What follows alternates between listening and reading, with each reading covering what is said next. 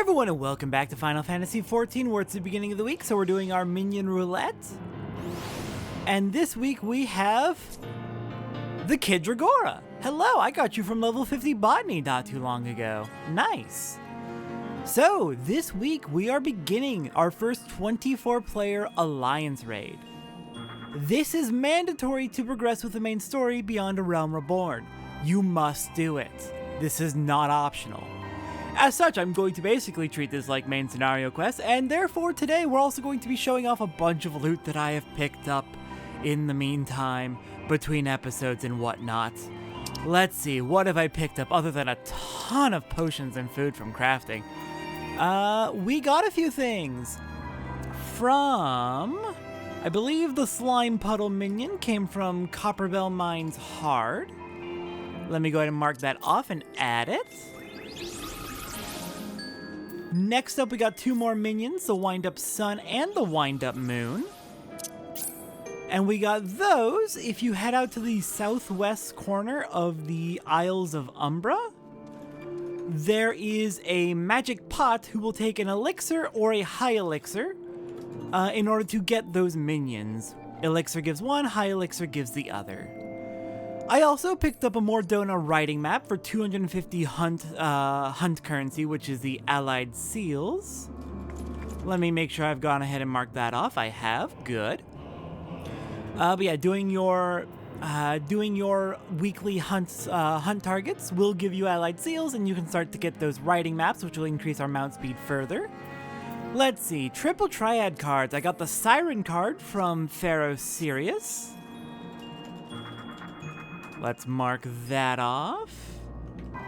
That was Siren. Okay, next triple triad card we got is Livia Sus Junius, which I got from running the Castra Meridianum again.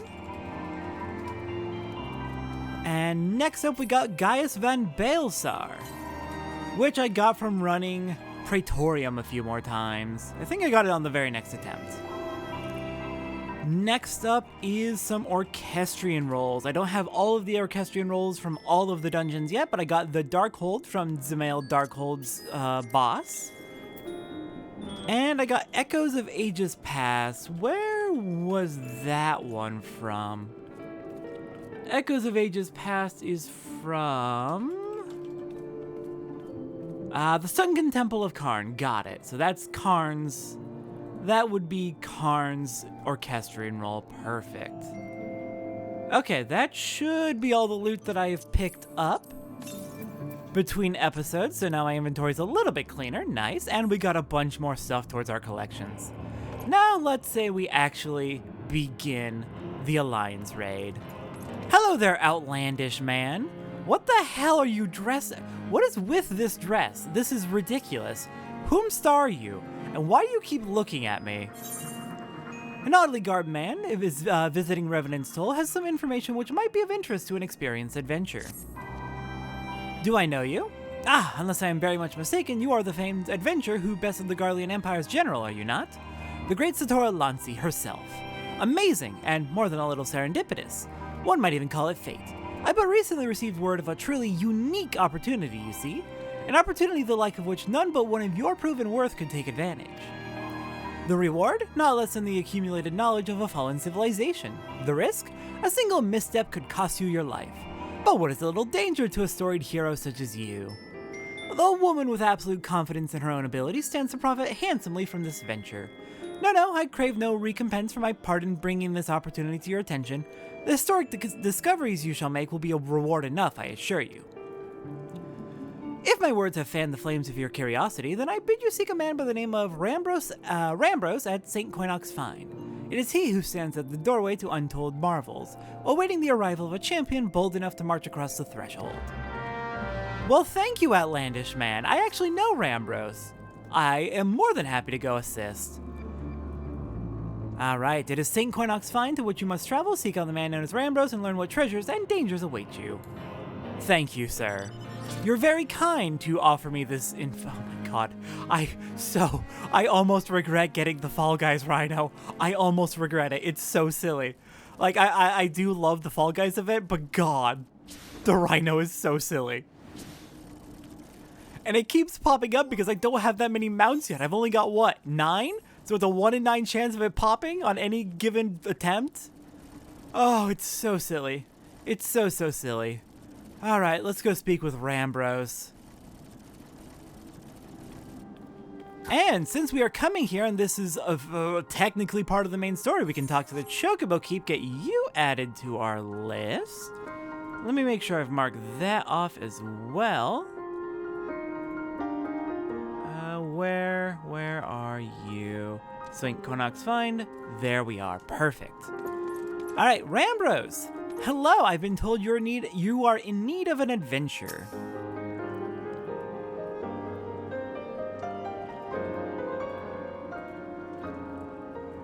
Why, if it isn't Satora Lancy herself, I was not expecting such a celebrated guest. To what do I owe the honor of this visit?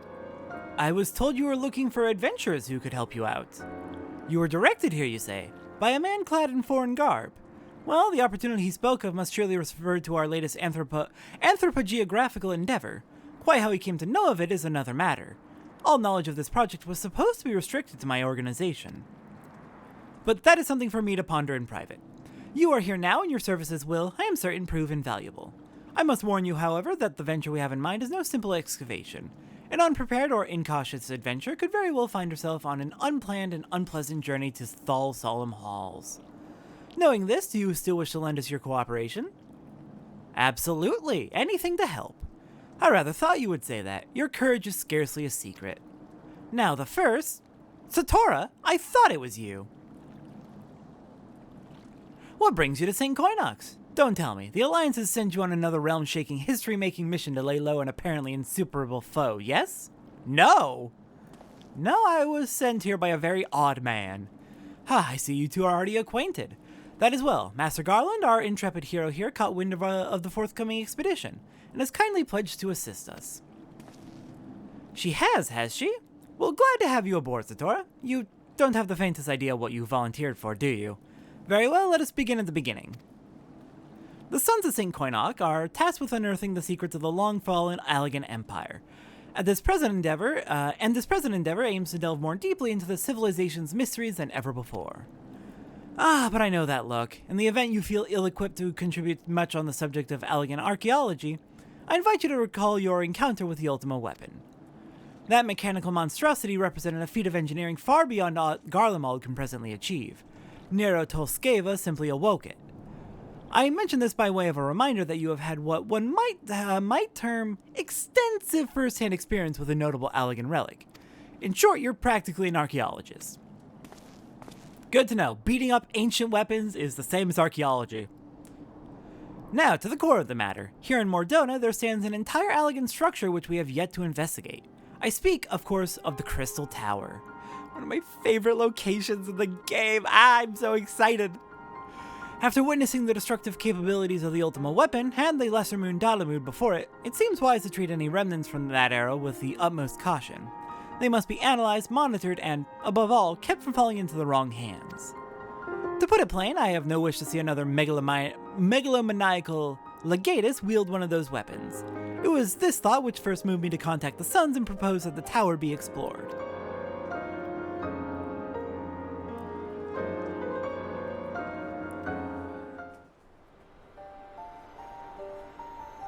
For several millennia, the Crystal Tower remained hidden, buried deep underground.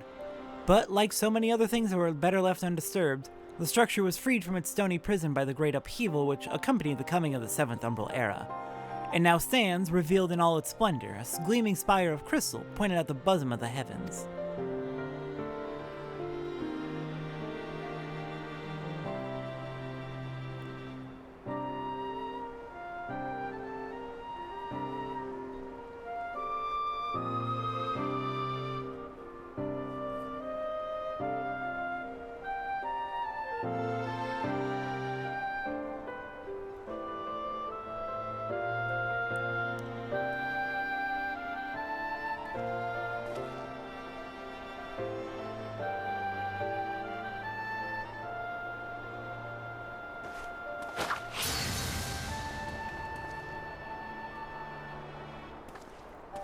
We believe the tower to be the repository of much of the ancients' wisdom. Unfortunately, its entrance is guarded by formidable defenses, and we cannot so much as peep through the keyhole, much less set foot inside. These defenses take the form of statues carved into the likeness of giant swordsmen. The 8 Sentinels, as the Suns are wont to call them, is the first barrier we must overcome.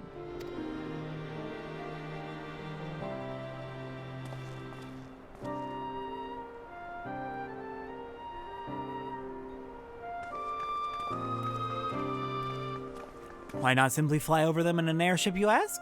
It's been tried before. Any vessel that ventures too close to the tower is blasted out of the air. We either destroy those statues or the front door is forever beyond our reach.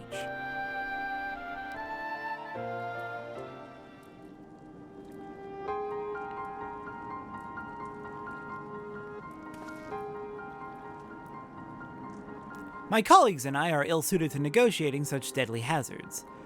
Thus, if we are to gain access to the tower's secrets, we must needs employ the services of an experienced adventurer. It will be difficult and dangerous, Satora, but I can think of no finer woman for the task. If I didn't know better, I'd say you had a taste for these deadly escapades. I look forward to working with you again. There is much and more to be done before we can begin the expedition proper. Take some time to prepare yourself, and I shall explain the challenges that lie ahead. I don't think you gotta worry about me, Rambros. I came ready to rumble. Let's do this. Though, actually, real quick. I think I've tried this before, but can I? I cannot. I can remove it entirely, but I wanted to at least be able to see my face. It's fine, we're not in combat. I don't need the mask on. Our first objective is to reach the entrance to the Crystal Tower. As I previously mentioned, however, that will prove no easy task. The entrance is guarded by powerful defense mechanisms, each utilizing one of the 4 elements of fire, water, wind, or earth. Anyone attempting to simply stroll past these unsleeping sentinels invites swift obliteration. Missing is ice and lightning. Okay. The most umbral with ice and the most astral with lightning. Interesting. That's probably a coincidence.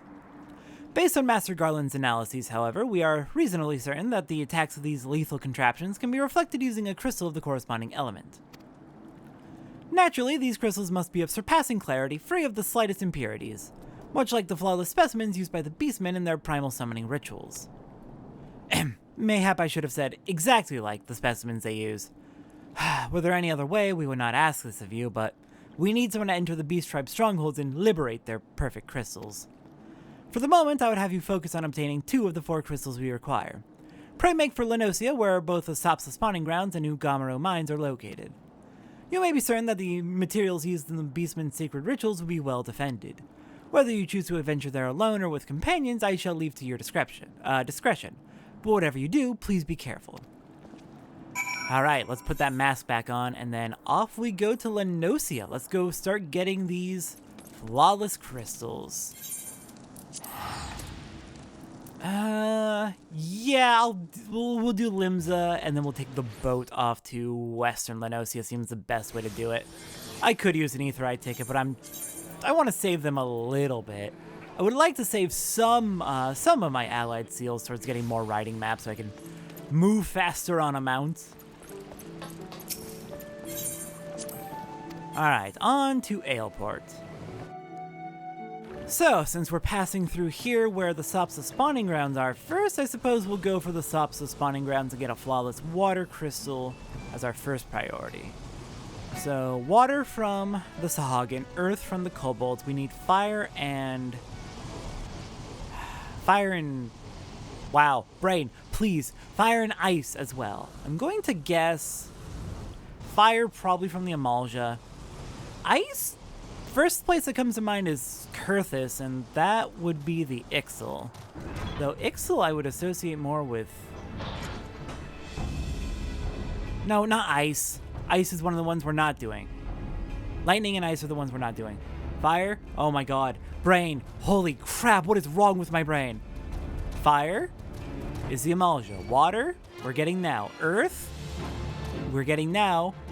Lightning's a no. Ice is a no. Wind. Wind. God, that's the one I was looking for. Wind is the Ixal, and yeah, that makes sense. Alright, that all checks out. My brain's just not working.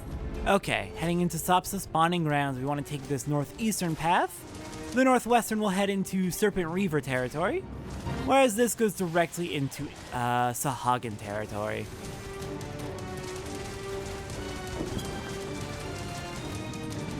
My brain is all squishy and full of holes. I don't know what's wrong with it.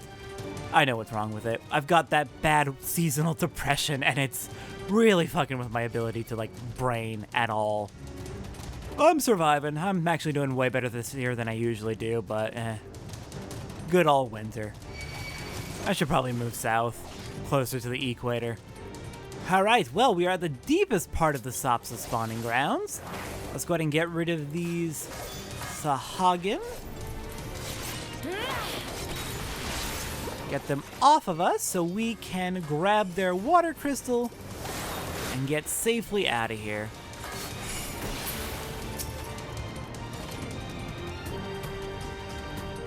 I should probably summon Juniper, shouldn't I? Alright, just one of you here to protect it. Well then.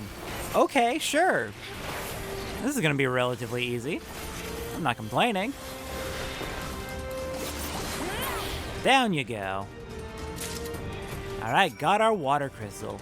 And since we walked all the way here, let's go ahead and fly back. Next destination's gonna take us to Ugamaro. So you know what? I'll actually meet you back at Ugamaro. Alright, made my way up to Camp Overlook here in Outer Lendosia. Now we can make our way on into Ugamaro Mines and begin searching for those perfect earth crystals we need. I'm just gonna go ahead and fly past all of you. I'll take the actual road path. I'm just flying because it's a little bit faster. Alright, into Ugamaro. Where's that flawless earth crystal? Looks like it's actually gonna be really early on in this area. That's a little surprising. Well, since we obviously have a fight coming up, get that Huton ready. Hit you with a Sweeton, the Trick Attack, and the Mug to get your vulnerability as high as possible. And down you go. Easy. Alright, I'll meet you back at St. Koinox Find. Actually, you know what? I can show off how fast my mount speed is now, since I did get that second tier mount speed upgrade. It's not going to be that long of a trip. We're just going to zoom all the way across. And we can get a nice good look at Crystal Tower through the gloom. Look at it. It's beautiful. I love it. I love emissive objects, especially when it's like flora and things that are not supposed to be emissive, but crystals work as well for me. But emissive flora is my favorite. Bioluminescence is just really cool in video games. I love it. Hi there, Rambros. How progress your efforts in infiltrating the Beastman strongholds? I got the crystals. So these are the famed flawless crystals of the Beast Tribes. I've seen countless specimens from I know not how many excavations, but nothing to compare to these. Their purity is astounding. You have done well, Satora. With these in our possession, we lack only the crystals of fire and wind. The former lies in Zaharak, the war camp of the Amalja and Thanolin, the latter in Nadalin, the roosts of the Ixal and the hills of Kurthus. You can expect them to be as closely guarded as the first two, if not more so. Still, I look forward to receiving word of your resounding success. We're gonna have to do everything. Okay, to be fair, we're going right into the tribe strongholds. Okay, so first is the Amalja. We can do the Amalja second. I'll go ahead and meet you. Wait, no, hold on, we're in Mordona. We are directly adjacent to Kurthus. I don't need to go to Gridania and then from there to Kurthus. I can just go to Kurthus. Navigation failure. Good job, me. Oh my god, I have just noticed how many mega potions of dexterity I have. Good. I'm probably going to be using them for some of the content we're going to be getting into in the post-game patches. Goodness, we've got some content coming up.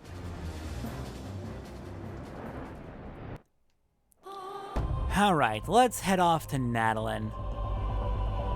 And that's just going to take us directly to the northeast. I could fly directly in. It feels like cheating, So we'll go in through the north and go just a foot above the ground, so we can make use of the high speed of flight.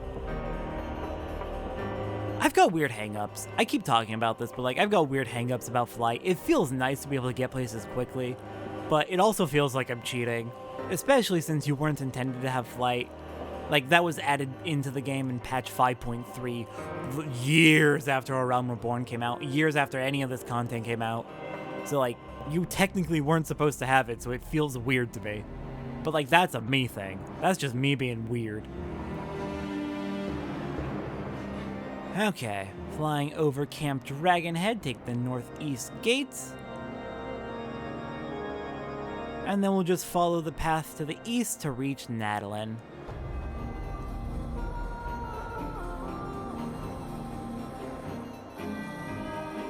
I'm sure the Ixal won't be an issue. They'll leave us alone, right? We're flying. And clearly that's not a threat to them. Okay. Oh, there's where the crystal can be found. Perfect. So I don't think I've actually properly talked about what issues a lot of the tribes do have with the city-states.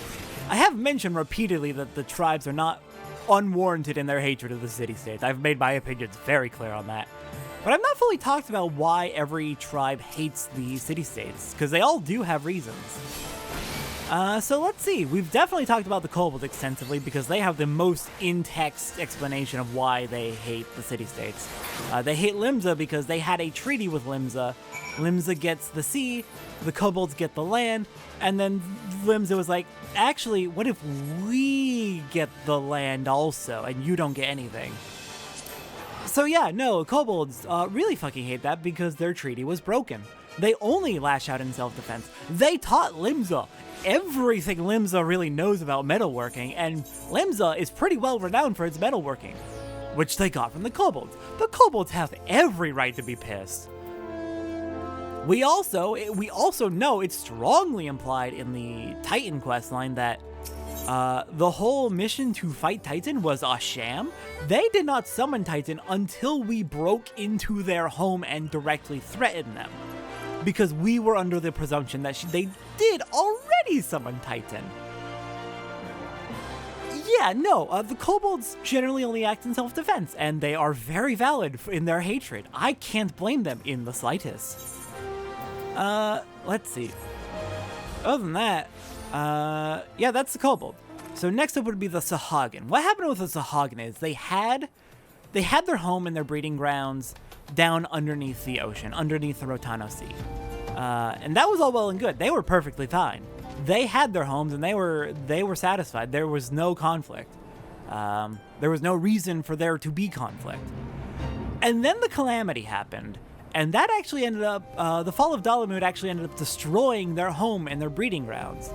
So they tried to find the next safest place for them to have a breeding ground, which unfortunately ended up being the western shores of Vilbrin, which had some human settlements. So there was a bit of conflict there. The Luminsons were understandably not happy about, oh, suddenly the Sahagin are coming in and destroying our homes and settlements in order to make their own homes, which it is worth pointing out is also exactly what the Luminsons did to the Kobolds. So Luminsons hating the Sahagin and also the Kobolds, kind of trying to have it both ways, which sucks. But no, the Sahagin were genuinely just trying to find a new home after theirs was legitimately destroyed, while the Luminsons did not need to take over the land so much of Vilbrand. They were doing fine without it. They were just also pirates and wanted more. So yeah, the tension's there. Sahagin are very desperately trying to not die out from not having a home, and that brought them into an unfortunate conflict with the Luminsons. Let's see, who's next on the list? We've done both of the tribes in Vilbrin, so I guess next would be the Amalja. The Amalja were actually, we've seen a little bit of their culture through, we've seen a little bit of their culture through the Amalja tribe quest so far. But basically, they are noble hunters. They very much have a code of conduct about, like, we fight for glory, but we don't, but that glory means we don't fight the people who are, like, weak and defenseless. Basically, not too different from gladiatorial combat in Ul'dah. It's very, very similar culture, from what I understand. Though I'm not an Amalja, of course, so I don't have the full nuances of their culture. I could be slightly inaccurate on things. But then the good old mining companies of Ul'dah went in and started mining up their homes, the Amalja's homes, and destroying the Amalja's homes. So a lot of Amalja turned to Ifrit and in order to get revenge. Understandable. And Ifrit ended up tempering a lot of them. And now they're all very, very vicious. Ifrit's kind of amplifying the warrior spirit and kind of doing away with the sense of honor, which has some of the Amalja who, the ones who have not been tempered by Ifrit, really pissed off at their brethren for doing away with the warrior's code. But, like, still, regardless, like, Ul'dah went in and fucking destroyed their homes for profit. I can't blame them for being pissed off and wanting revenge. That doesn't make, like none of this, none of the conflicts with the tribes justifies, like, the harm of innocents on either side, on any side. But, like, I can't blame the tribes for being fucking royally pissed off. Like, they're not wrong. And then the last two. Sylph are largely peaceful with Gridania, though there are some who have turned to Ramu, but they've turned to Ramu and become tempered touch Sylph primarily because of the destruction of the Twelveswood, which has been happening especially since Dalamud fell. Literally defending their homes again. Like, it's that again. They're just trying to protect their homes from destruction by the city-states and as an unfortunate consequence of Dalamud. And then the last group of the Ixal, we will learn a lot about the Ixal eventually. It's actually spoilers why there's so much conflict with them. What we know right now is that they pissed off the elementals of the Twelveswood and got driven out into Nadalin up in Kurthus, and they want back in, and there's a lot of envy towards the Gridanians for being able to reside in the Twelveswood without getting pushed out. There's a lot more nuance to that, but the nuance actually happens to be spoilers for stuff we will be learning eventually. So I'm not going to go into full details on the Ixal yet, but they are also... It is hardest to portray them as sympathetic right now, even though they are pretty freaking sympathetic, unfortunately. Just because there is actual, like, plot shit that's going to happen that we'll learn about with them. Satora, it is good to see you. Tell me, were you able to obtain the remaining crystals from the Beastman? I was. I've got your fire and your wind. Wonderful. With all 4 crystals in hand, we are now ready to proceed to the next stage of our preparations. I hope it did not give the impression that we would be embarking on our journey to the Crystal Tower just yet. Alas, there is another step which must be completed ere we come to that. While the crystals you acquired are indeed flawless, they are of little use to us in their present form. If they are to reflect the elemental forces of the tower's defenses, they must needs be cut and polished. A process which calls for a very particular set of materials. Procuring them will be a challenge in itself, I fear. Needless to say, we will be requiring your services once again. Yay! We've got more work to do. Ooh, and we got some grade 5 dark matter so we can do more gear repairs. Nice. Alright, that is the first step of unlocking our 24-player raid done. Next time on Final Fantasy XIV, we continue working our way towards the Crystal Tower raids with sanding it down. I'll see everyone next time for that.